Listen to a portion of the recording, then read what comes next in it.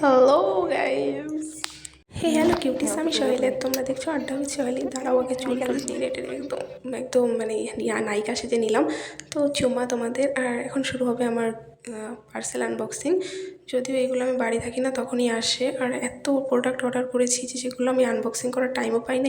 এই ভিডিওটা অনেক দিন ধরে জমানো আছে, তো এখন তোমাদের সঙ্গে শেয়ার করব। একটা এত দামের শ্যাম্পু অর্ডার করেছিলাম বাইরে, ভাই কী দাম নিল, কিন্তু তেমন একটা গন্ধ টন্ধ পেলাম না। এবার ইউজ করার পরে বুঝবো। তারপরে বেলাভিটার দুটো পারফিউম অর্ডার করেছিলাম, আর এই পুচকে একটা হেয়ার সিরাম, তারপরে স্ক্রাবার, টেটান মেটান কী কী সব দিয়েছি গাইজ, আমি জানিও না।